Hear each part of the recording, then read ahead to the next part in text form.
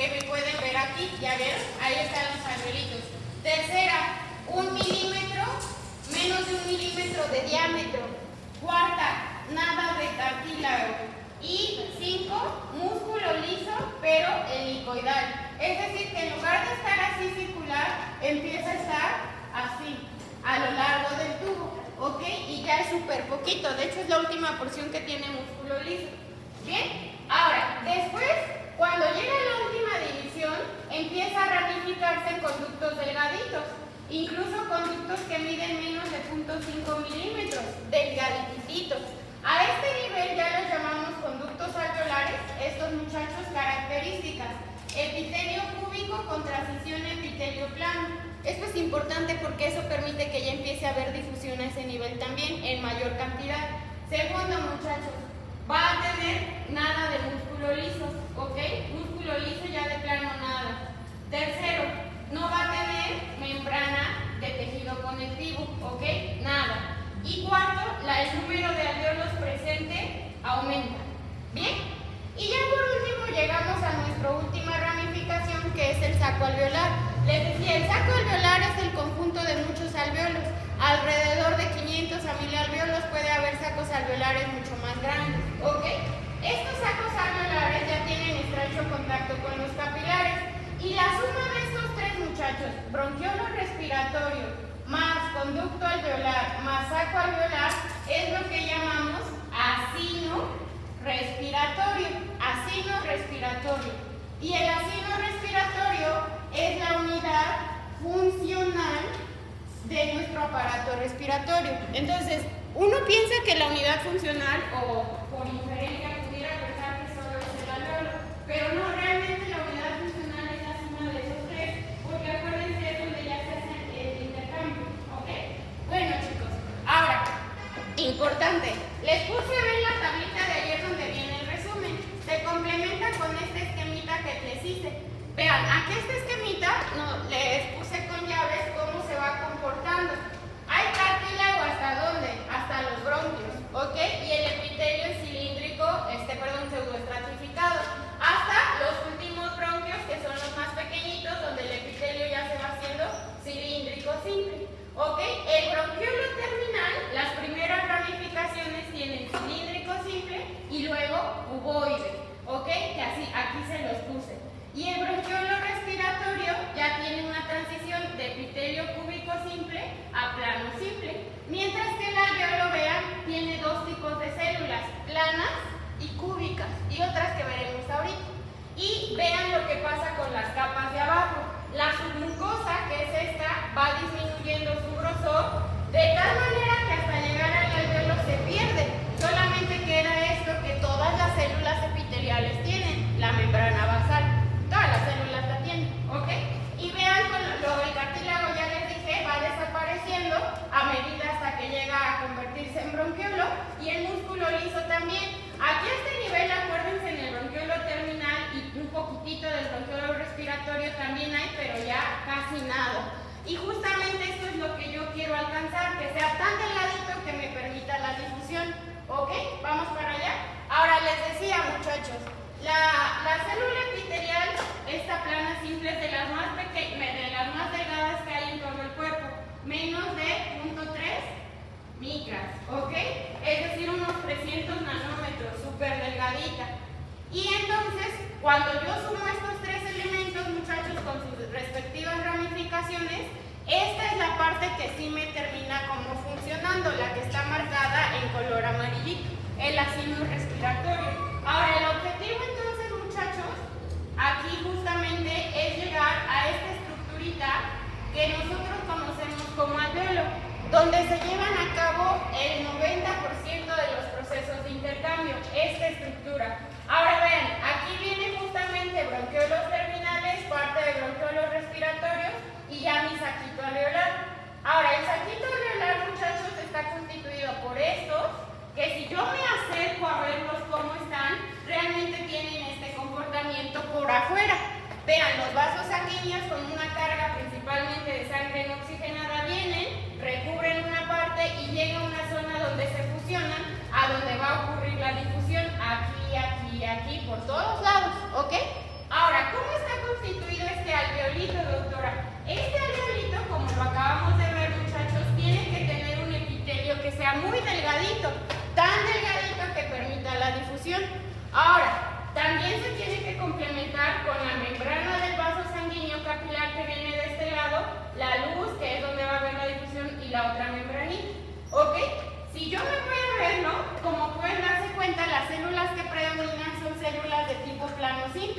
¿Sí alcanzan a ver?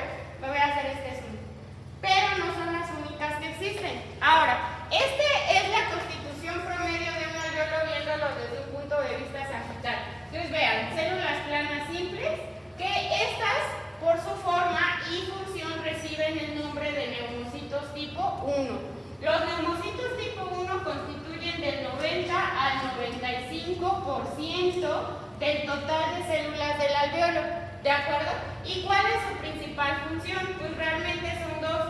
La principal función, obviamente, lo voy a poner en verde, a ver, si no ven me dicen, la principal función es la difusión, es decir, permitir el intercambio, y la segunda, darle forma al alveolo, ¿ok?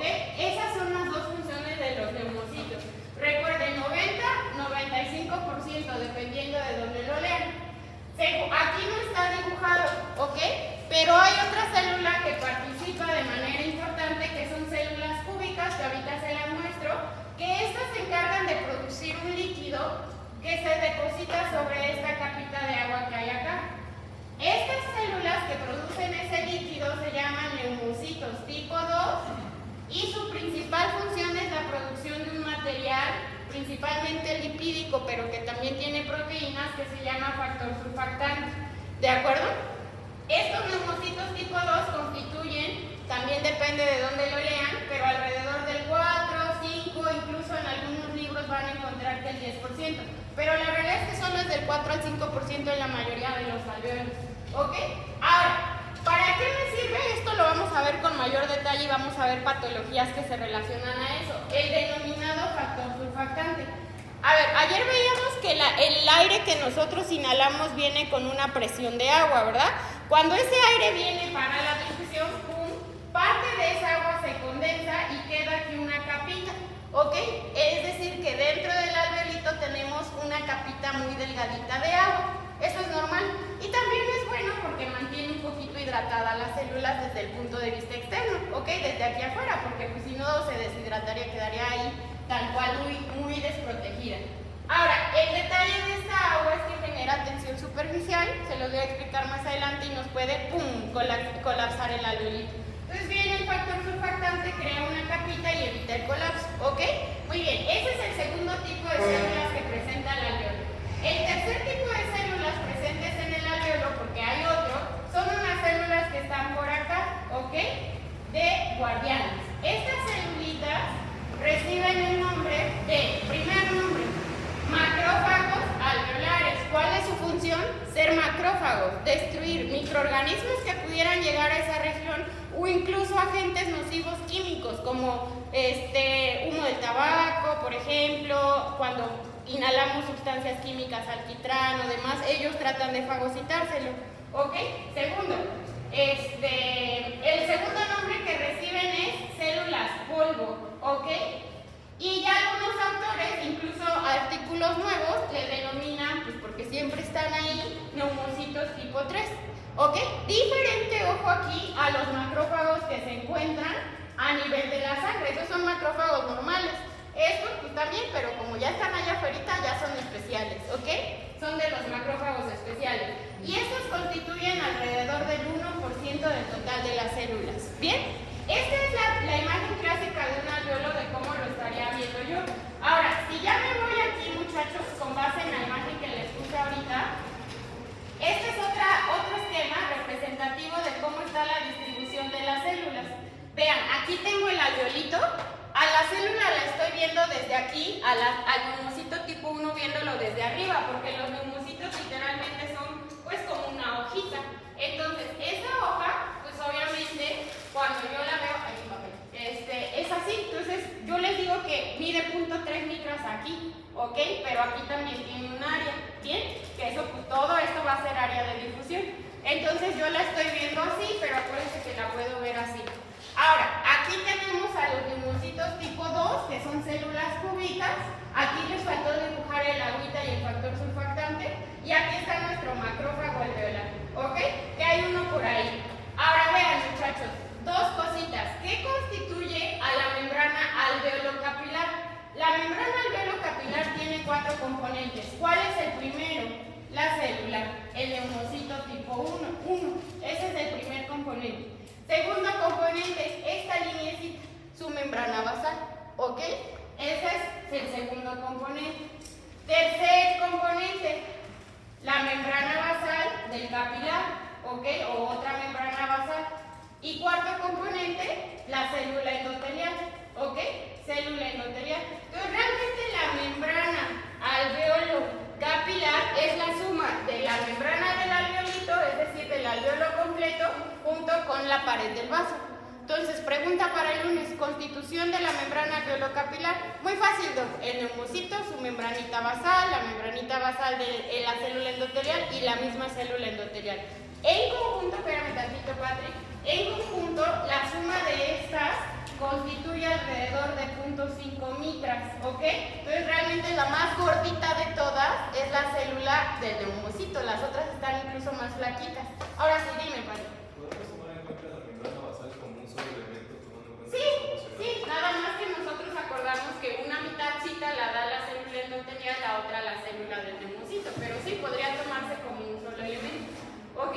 Ahora, recordar que la membrana basal es una suma de fibras de colágeno y fibras elásticas, ¿ok? Entonces también pueden poner cierta resistencia a la difusión, por eso es importante que sea muy delgadita. Ahora, justamente el hecho de que sea tan delgadita y que estas sean membranas constituidas por lípidos permite que los gases difundan. Ahora, los gases pasan por difusión simple, ¿ok? No necesitan transportadores, no necesitan nada. Primero porque cuando siguen su gradiente pasan como Juan por su casa. ¿Por qué? Tres características que permiten la difusión simple de los gases. Primera, trata de hablar fuerte porque no sé si me escuchan allá. Si no me escuchan me dicen. Primera característica, son pequeños, ¿ok? Segunda característica de los gases que les permite la difusión simple. No tienen carga, perfecto. Tercera, la más obvia, la más especial. Sí, la concentración. ¿Qué son gases? Ok, si siguen el gradiente bien, pero ¿qué otra? Se llevan bien o mal con la membrana. Son liposolubles, ¿de acuerdo? Tres características, ¿bien? Entonces, justamente el hecho, los gases dan esto, los dicen, yo como gas, buena onda voy a pasar. Ponme las condiciones. ¿Qué necesito para que pasar? Una membrana delgada, ¿ok? Que esté constituida por lípidos. Y vamos a cruzar a través de las determinantes que marca la ley de Fick, ¿ok? La ley de Fick dice que va a haber buena difusión si esto es delgado. Va a haber buena difusión si hay un gradiente. Va a haber buena difusión si hay buena temperatura. Y va a haber buena difusión si estas son pequeñitas, ¿ok? ¿Dónde va a haber mala difusión? Si esto es grueso, si la temperatura es baja, ¿qué más? Sí. Si estas son grandotas, si esto es grueso, ¿ok? Y la otra si tengo poquita membrana, ¿ok? ¿Qué tal si yo quiero todo esto para cruzar, pero me das un pedacito? Entonces vamos a retomar la ley de Fick, por esto se necesita. ¿Vamos bien hasta acá, chicos? Ahora, así es como, esto solo fue repaso de la vía aérea. Bien, solo es repaso. Así se ven los alveolitos en el microscopio, son hermosos. Aquí tenemos las células planas simples, vean, planas simples. Y estas cubiquitas que vean por aquí son los neumocitos tipo 2. Por aquí, muchachos, hay uno más grande que hasta su núcleo se ve más rosa. Este es un macrófago. Tenemos laminillas allá abajo por si luego, allá en el otro por si luego las quisieran ver. Pero bueno, ahora, la suma de estos muchachos es lo que constituye el parénquima pulmonar. Ven que al inicio les puse, llamamos pulmón equivocadamente al pulmón, ¿no? El pulmón realmente es esto, lo que se ve como macizo, el parénquima pulmonar, y realmente el pulmón son la suma de los acinos respiratorios, ¿ok? ¿Qué es el pulmón? La suma de los acinos respiratorios, lo que se ve como macicito, esos son los acinos, ¿de acuerdo? ¿Y cuánto de área, por ejemplo, me aportan los alvéolos para hacer la difusión? Ve que los libros dicen ese dato curioso. Si yo agarrara todos los alveolitos y los extendiera y los sumara, en un adulto de 70 kilos y unos 75 sano, sería hasta de 70 metros cuadrados, ¿ok? Todo eso de área tienen los alvéolos para la difusión.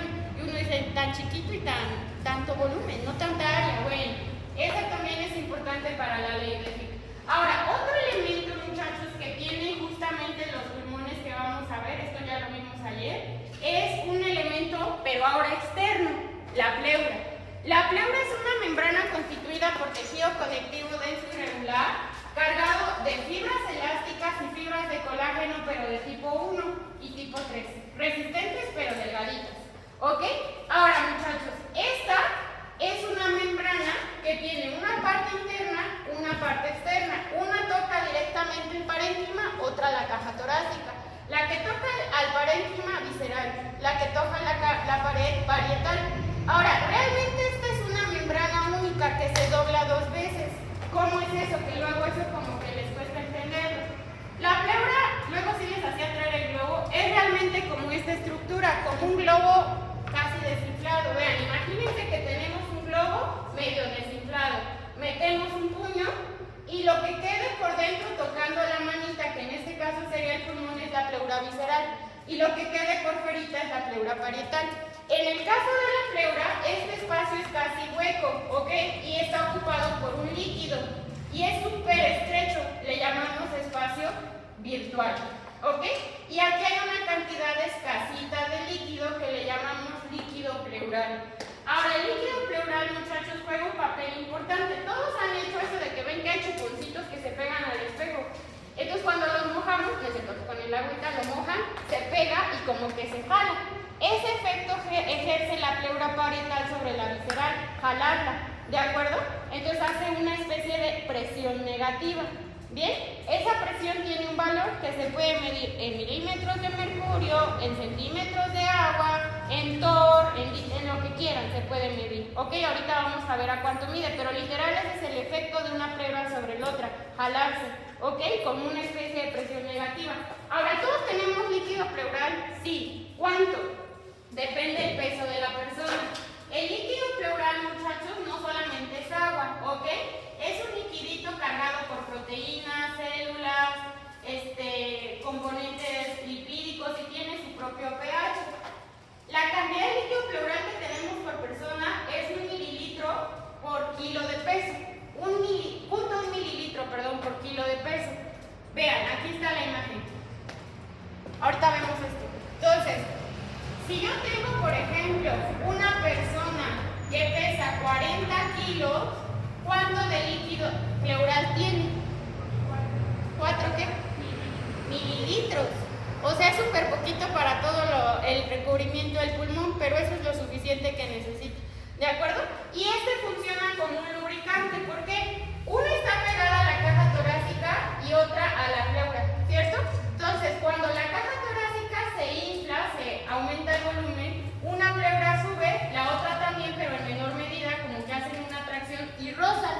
Entonces, la función del líquido es ser un lubricante que evita que el desgarro de las pleuras, ¿ok? Bien, ahora, estos son los parámetros de los valores que habitualmente les decía.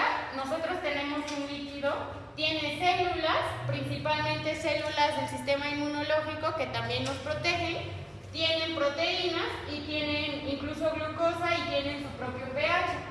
Cuando hay infecciones aquí en el pulmoncito, muchachos, parte de eso, porque viene linfáticos, pasa para acá. Entonces luego queda aquí líquido acumulado que viene de la infección pulmonar. ¿Ok?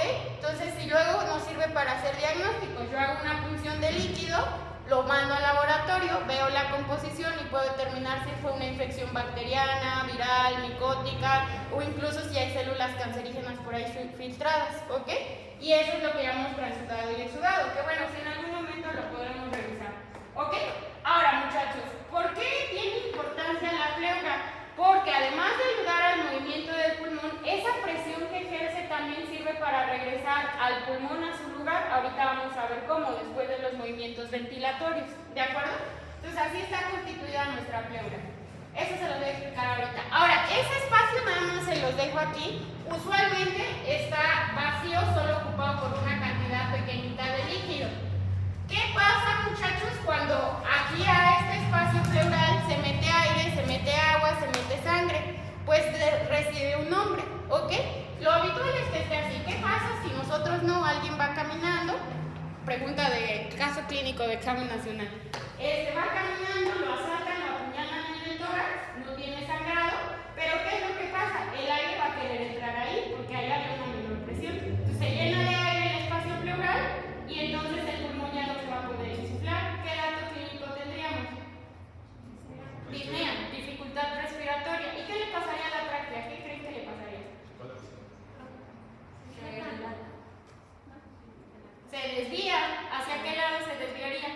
Hacia el...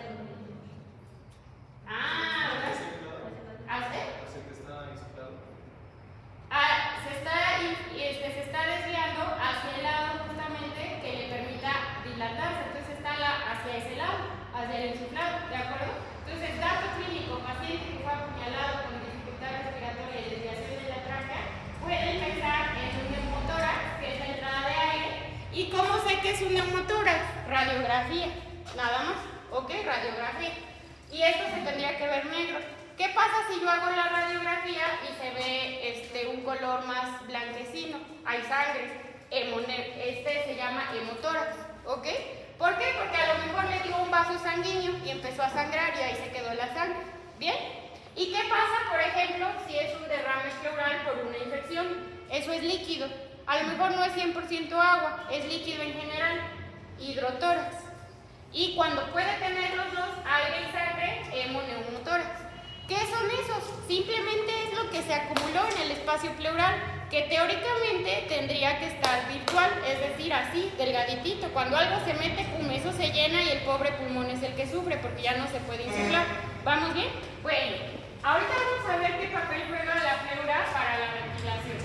Ahora, vamos a entrar ahora sí que ya hicimos nuestro repaso, ahora sí de lleno mecánica ventilatoria. ¿Vamos bien? Ahora, la ventilación, que es el proceso de entrada y salida de aire, muchachos, se lleva a cabo durante 3 fases, lo que denominamos ciclo ventilatorio. ¿Bien? El ciclo ventilatorio, repito, tiene 3 fases.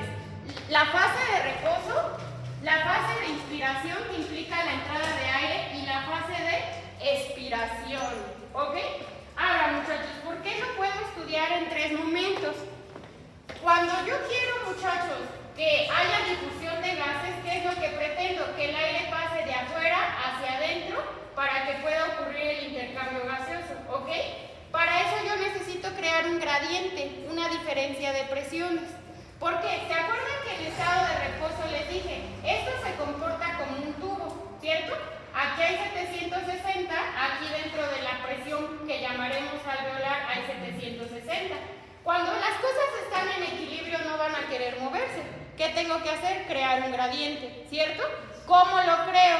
Respetando lo que indica la ley de Boole. ¿Qué dice esta? La ley de Boole dice que si yo tengo un espacio, muchachos, un espacio, por ejemplo, de 10 metros, ¿ok?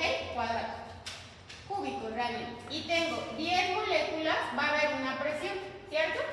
Ahora, para que yo pueda generar que se muevan de manera neta unas de un lado hacia el otro, tengo que crear un gradiente. Cuando hablamos de ley de Boole me dice que tengo este espacio.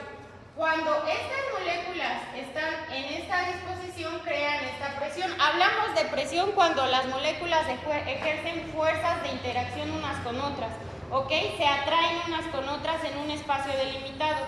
Esa es la presión, ¿ok? ¿Qué pasa, muchachos, si yo sigo teniendo esas 10 moléculas, pero reduzco el espacio? ¿Va a haber mayor o menor presión? Mayor presión. ¿Por qué? Porque van a quedar más amontonaditas, ¿cierto? Ok, y lo mismo, cuando yo hago el espacio más grande, ¿qué le va a pasar a la presión? ¿Sube o baja? Baja, la presión baja. Entonces la ley de Boole dice, a mayor volumen, menor presión. Es como si yo tuviera un salón con 30 estudiantes, ¿ok? Pero la presión ahí está basal. Y si yo meto otros 30, ¿qué pasa? ¿La presión sube o baja? Sube. Entonces a mayor volumen, menor presión y viceversa. ¿Esto cómo aplica en la caja torácica? Les decía, yo tengo una presión aquí de 760 y aquí en reposo de 760, ¿cierto? No va a haber una difusión neta.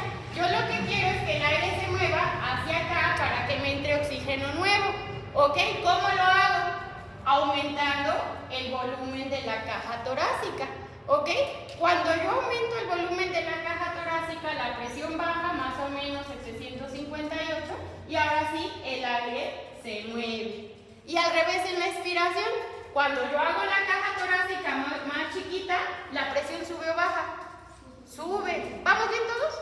¿Por qué no los oigo? ¿Sí vamos bien? Sí, va. Entonces la presión baja, sube, perdón, 762 contra 760 y ahora sale. Y así es como se crea esta entrada y salida. por modificación en el volumen de la caja torácica. ¿Ok? ¿Bien? ¿Quedó claro? Entonces, el proceso de reposo, muchachos, nos implica justamente esto, que la caja torácica se mantenga en reposo, que la presión se mantenga igual, tanto la presión atmosférica como la presión alveolar, están igualitas. Ojo con la presión pleural. La presión pleural siempre es ligeramente más negativa que la presión atmosférica, ¿ok? Ahora, importante, estas presiones yo las puedo medir en unidades de presiones. Las puedo medir en milímetros de mercurio, en TORS, ¿ok? ¿Qué más? En centímetros de agua. Bien, y muchas otras, N cantidad, pero estas son las más habituales. Ahorita lo estamos viendo en milímetros de mercurio, luego haremos la conversión a centímetros de agua, ¿ok? Listo. Ahora, ¿quién se encarga de hacer esa caja torácica más grande y más pequeña? Los músculos ventilatorios, ¿ok? Ahora, los músculos ventilatorios se dividen en dos: músculos de la inspiración, músculos de la expiración. En términos muy generales, lo que ocurre es lo siguiente, permítanme. Unos van a encargarse de aumentar el volumen de la caja torácica y otros de disminuirla, ¿de acuerdo? A través justamente de la contracción y de la relajación de los mismos. Y aquí viene justo, presten atención, la ley de Boyle. Pulmonary ventilation, or breathing, is induced by changes in the volume of the lungs and the air pressure within them. During normal inhalation, the diaphragm and external intercostal muscles contract and the ribcage elevates. As the volume of the lungs increases, air pressure in the lungs drops below atmospheric pressure and air rushes in. During normal exhalation, the muscles relax, the lungs become smaller, pressure inside them rises, and air is expelled. Boyle's law explains this relationship between volume and air pressure. An increase in the volume of a container lowers the pressure of the air inside. A decrease in the volume raises pressure in the reduced space. The body's demand for more oxygen can change normal breathing to forced breathing. Additional muscles increase the changes in volume of the thoracic cavity so that more air can pass in and out more rapidly. Muy bien, entonces ya vimos que el objetivo es que se aplique la ley de Boyle. Mayor volumen, menor presión, entonces entra el aire. ¿Por qué? Porque allá afuera va a haber más. Y al revés, ¿ok? Ahora, ¿cuáles son los músculos de la inspiración? La inspiración se dice que es un proceso estrictamente activo porque implica justamente la contracción muscular. El principal músculo de la inspiración es el diafragma, ¿ok? Aquí está. Entonces acuérdense, el diafragma, muchachos, es un músculo plano, se inserta por anterior en las costillas flotantes, pues posterior se continúa con los ligamentos anteriores de la columna vertebral. La forma de cúpula justamente hace que sostenga órganos de la cavidad torácica. Ahora pregunto, ¿durante la inhalación se contrae o se relaja? Ya les empezó a llorar. Se contrae. Durante la inhalación se contrae o se relaja. Se contrae. Hagan inhalación forzada. Sienten como una presión en el abdomen porque se contrajo el diafragma, ¿de acuerdo? Y cuando se contrae pasa de estar así a estar ligeramente hacia abajo, y entonces el pulmón ya puede expandirse, ¿ok? No son los únicos. Inspiren, forzado. La caja torácica sube y sienten presión en sus músculos intercostales, pero ¿qué más se levanta? Los músculos del cuello hacen que se levanten las clavículas y parte del esternón. Inspiren. Ya sintieron, hasta se contraen, ¿ok? Entonces, los principales músculos inspiratorios son el diafragma, muchachos, y los intercostales externos. ¿Por qué los intercostales externos? Aquí están en el diagrama en azul. Las inserciones de los intercostales externos permiten que la contracción de este músculo sea justamente que lleve a las costillas de abajo hacia arriba, ¿de acuerdo? Lo opuesto es para los intercostales internos. Aquí, para que no se les olvide, para la inspiración son los externos, para la expiración son los internos. ¿Vamos bien? Al revés. Los dos músculos inspiratorios principales, diafragma e intercostales internos, son los principales. ¿Hay quien le apoya? ¿Quién le apoya? El esternocleidomastoideo que tenemos aquí, los escalenos que están en la región posterior superior del cuello y el pectoral menor. ¿Ok? Ahora, la expiración es un proceso un poquito hace la relajación de estos músculos para que la caja torácica regrese a su posición, pero para hacerla todavía más pequeñita de lo que ya era, no como en el estado de reposo, participa las pleuras también y la contracción de los intercostales internos. Ahora, los músculos expiratorios, esos no hay como principales y accesorios. Tenemos a los intercostales internos, espérenme, aquí los perdí. Tenemos a los músculos abdominales, ¿ok? ¿Cuáles son los músculos abdominales que participan en la relajación o en justamente en regresar a la caja torácica a su posición normal, perdón? Principalmente los rectos del abdomen, ¿ok? El transverso y los oblicuos. Bien, esos son los que participan. Inspiren y expiren. Regresa la caja torácica a su posición por relajación, pero estos también ejercen una contracción diminuta, ¿ok? Por eso decimos que es mucho más pasivo este proceso. Y la otra, muchachos, también es pasivo porque lo que regresa al pulmón a su tamaño son las fibras elásticas que tiene, que cuando se insufla se estiran y ya cuando se desinfla, ¡pum!, vuelven a regresar al pulmón a su tamaño. Además del factor surfactante que también lo jala, ¿ok? Bueno, vamos para allá. Ahora, del agua que recurre el factor surfactante. ¿Cómo juega estas presiones ahora en la inspiración? La inspiración, muchachos, es un proceso justamente que permite el aumento del volumen de la caja torácica. Para eso tenemos que crear un gradiente de presiones. Entonces, cuando los músculos se contraen, el diafragma, los intercostales y los accesorios, la caja torácica aumenta su tamaño. Entonces, a mayor volumen, menor presión, ¿ok? Entonces, vean, la presión de afuera ya era 760. Cuando abrimos la caja torácica, la presión de adentro, la alveolar, baja a 758, lo cual nos llevará a un flujo de aire de afuera hacia adentro, ¿ok? Y ya permitirá la difusión. Ojito, dicen ustedes, ¿qué pasa con la presión pleural? Piensen que este es el espejo y este es mi chuponcito, ¿ok? Pleura 1, pleura 2. ¿Qué pasa cuando yo jalo una porque estoy abriendo la caja torácica? ¿Qué hago? La separo tantito. Entonces el espacio pleural aumenta o disminuye. Aumenta y la presión disminuye. Entonces la presión pleural pasa, vean en el estado de reposo, de 756 a 754, ¿ok? Repito, esta medida también se puede hacer en centímetros de agua, ya vamos a ver de dónde sale. Ahora, fenómeno totalmente opuesto en la expiración.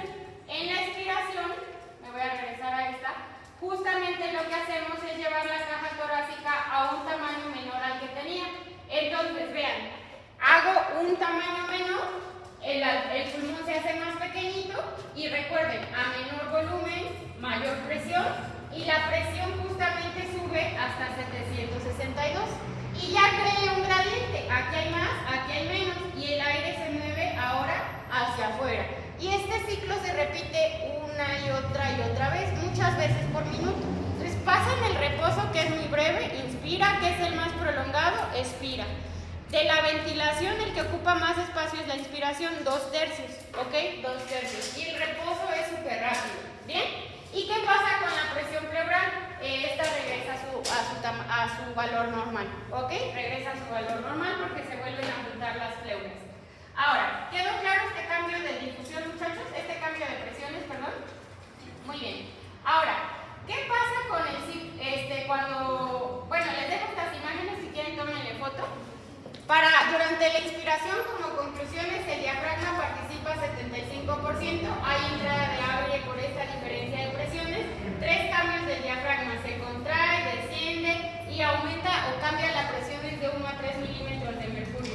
Ahora, cada que hacemos una inspiración, la cantidad de aire que entra a la caja torácica es de 500 mililitros. Cada que inspiramos es un montón, ¿verdad? Muy bien, ahorita vamos a ver de dónde sale eso. Ahora, esa entrada de aire es la misma salida que va a haber. Entonces, si les digo, ¿cuántos de aire sacamos en una exhalación? 500 mililitros, ¿ok? Ese volumen que entra, que sale, que entra y que sale, se llama volumen tidal o volumen corriente. Es lo mismo, ¿ok? Pero no crean que esos 500 mililitros solo salen porque a mí se me imaginó. Hay una relación, ¿bien? Y bueno, les dejo esta imagen que también viene justamente el resumen de los músculos inspiratorios y expiratorios. ¿Cuál es el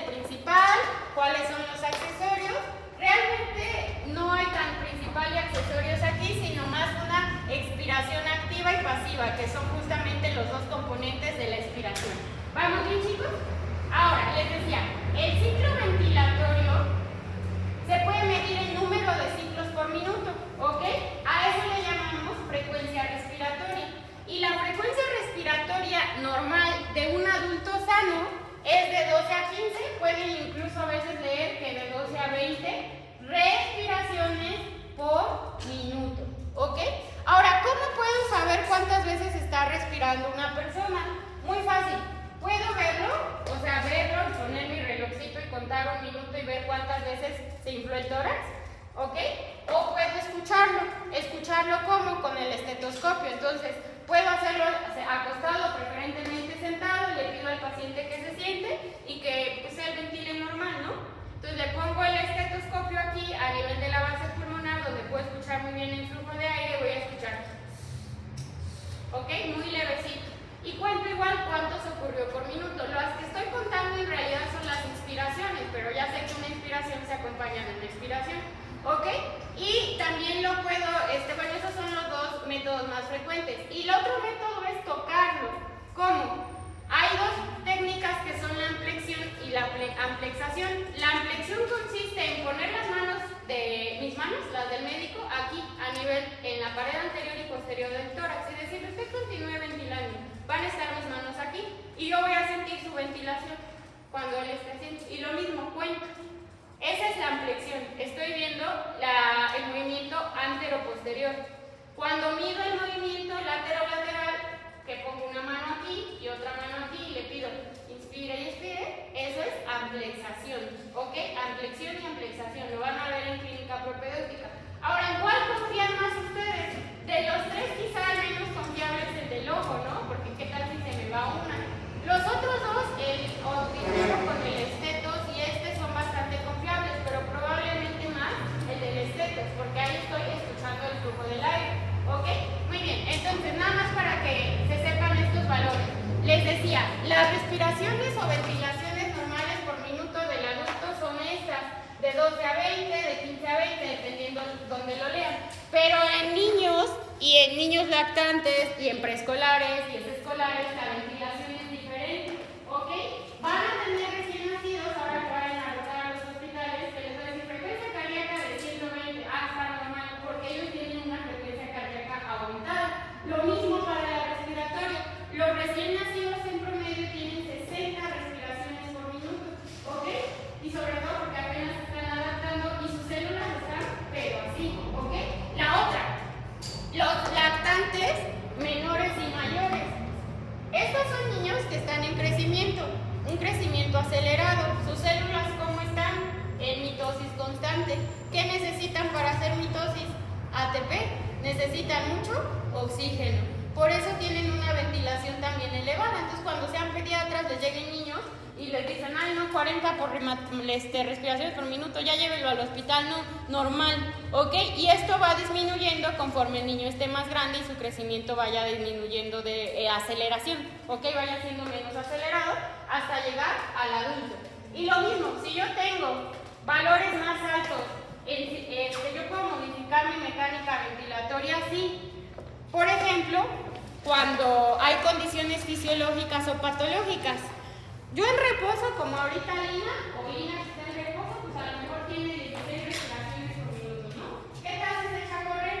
¿Cómo está su frecuencia respiratoria? Aumentada. ¿Por qué? Porque sube la demanda de oxígeno, ¿ok? Entonces, estos cambios en la frecuencia respiratoria tienen un nombre y pueden ser fisiológicos o patológicos.